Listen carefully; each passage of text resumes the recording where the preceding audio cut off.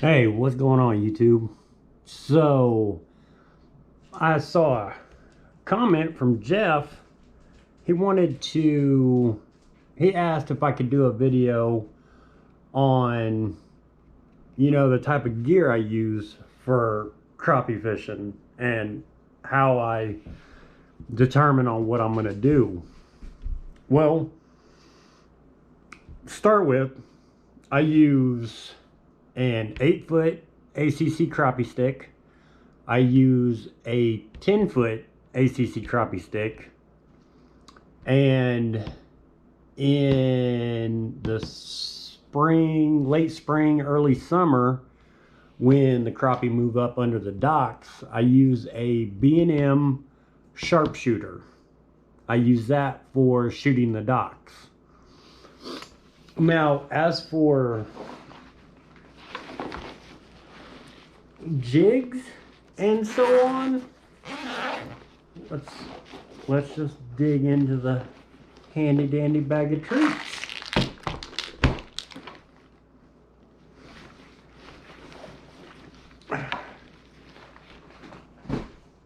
The color and so on,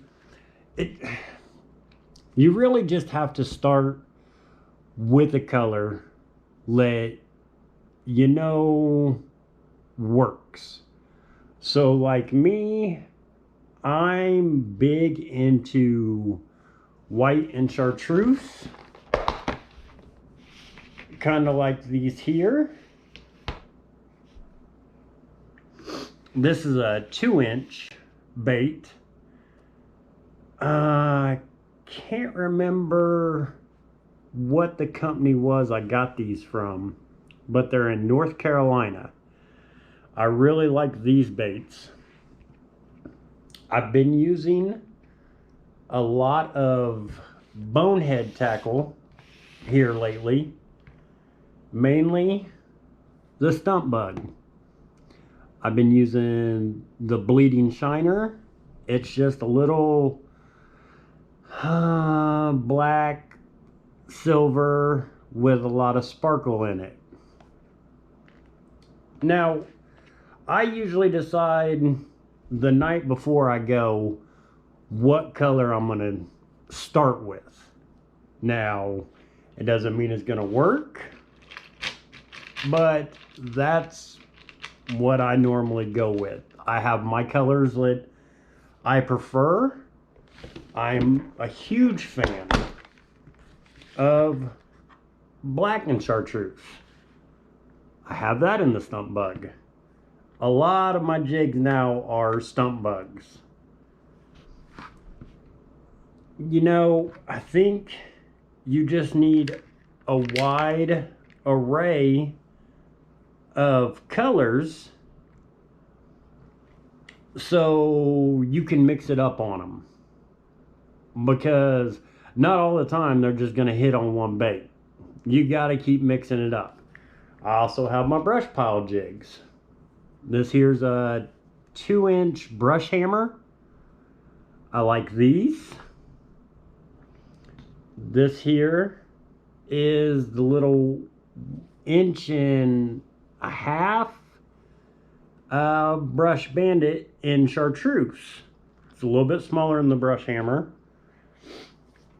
I usually use 1/16 ounce jig heads.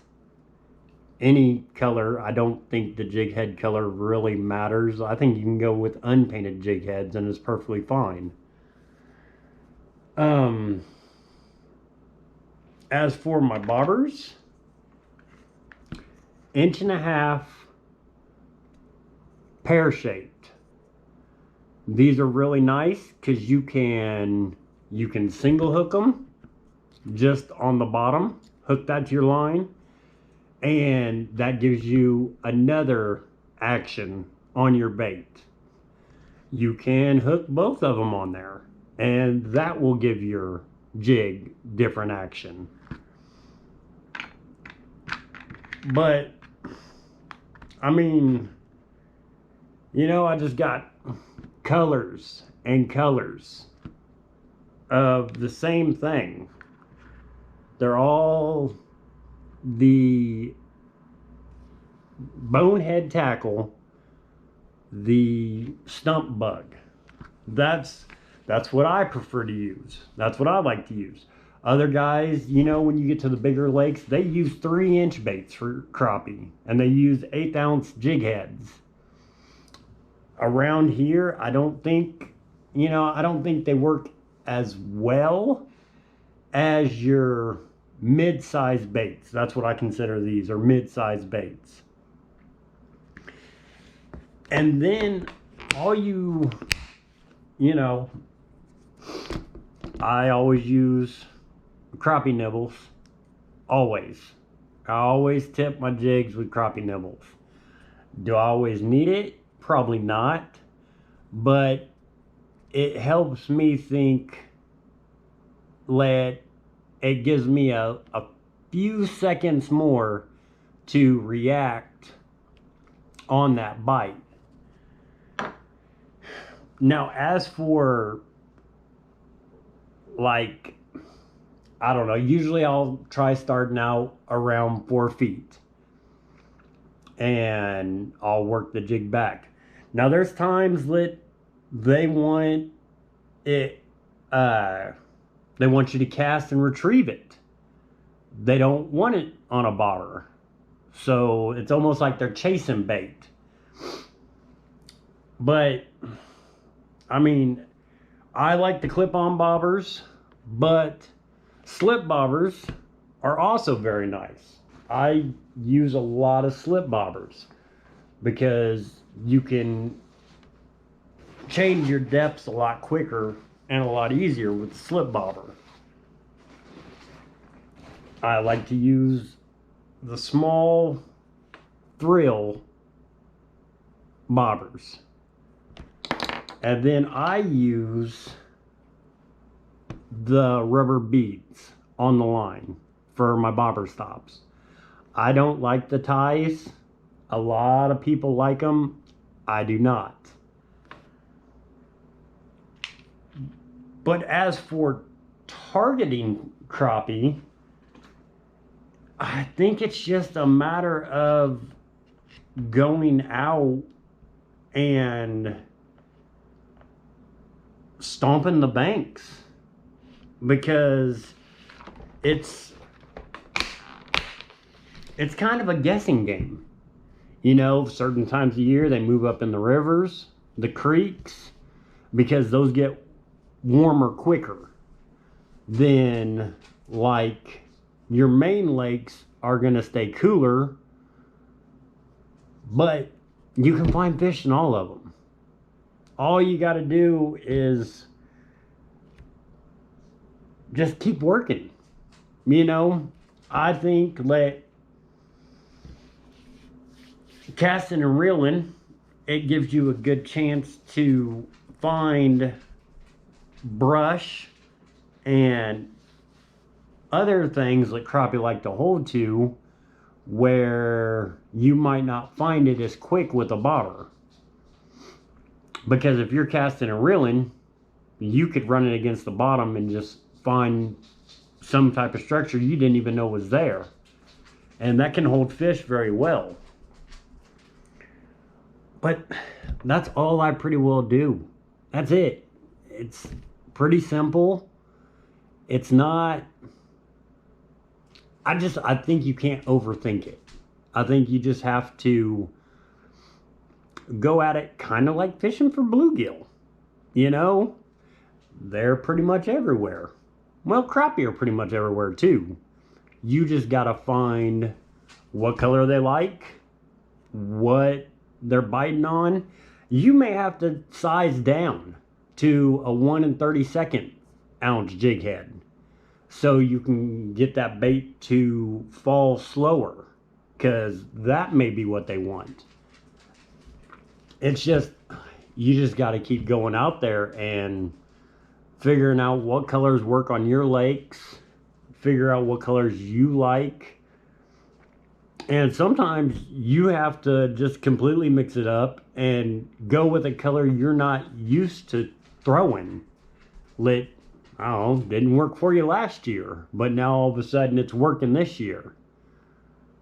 But like I said, I use my 8-foot, 10-foot ACC crappie sticks, and I use both of those for my casting, bank fishing. I cast a bobber with my 10-foot and work the jig back. I think the 10-foot's nice because if you have a little extra line, that gives you a little more room to pick up that slack so you don't miss that bite. I don't think there's really much else. It's just a matter of going and, you know, working that area different ways. You know, go out there, try it 4 feet.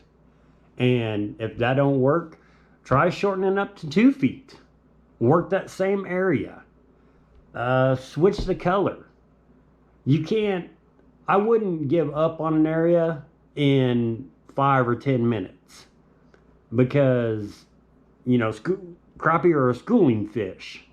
So if that school moves in, then you can limit out in 15, 20 minutes. You just never know. But, I mean, I just think it's just a matter of starting out with a couple colors. I wouldn't go too big. Because sometimes they'll short strike and just nip the tail of your bigger jigs. I think if you use a smaller bait, 1 3/4, so on, they'll go and just kind of inhale it because they can just suck it right in. But that's really the extent of what I use. Now, as for knots and so on, yeah, I don't use any particular knot. Probably doing that wrong, but it's worked for me over the years, so that's what I stick with and that's what I go with. Sometimes you can double rig. You know, you can run 2 jigs on one line and you can work those under a bobber too. The top jig might be the one they hit on, or that allows you to work 2 different colors so you can see which color they're hitting on better than the other. So there's a lot of different techniques you can do, but it's all a matter of getting out there and working those areas and not just giving up on them. Because the fish don't always hold the structure. It's really nice if you can find areas with structure and it's going to hold more fish. But like when I fish Clinton, most of the banks don't have a lot of structure. It's just a rocky bank. And for some reason, all winter long, them crappie hold onto those rocky banks. I really don't think I can add much more. I hope this helps. I hope you guys like it. Like I said, Bonehead Tackle. I'm a big supporter. I really like their products. They're really good plastics. I would highly recommend them for everybody. They have a variety of colors. They have a variety of baits. I have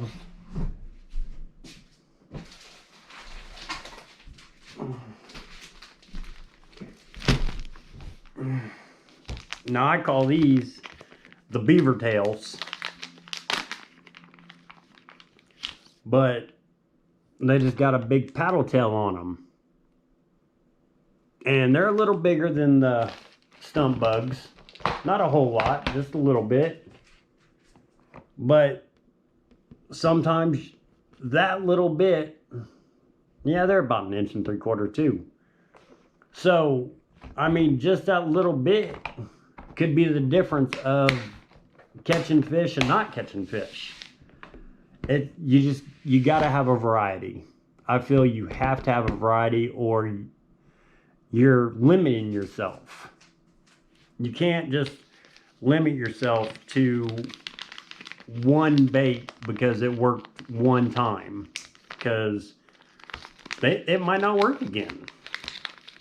Now, normally, once you find one that works, but I mean, this is just some of my bonehead tackle that I have. And I have others. I have some Bobby Garland stuff that I use once in a while. I like using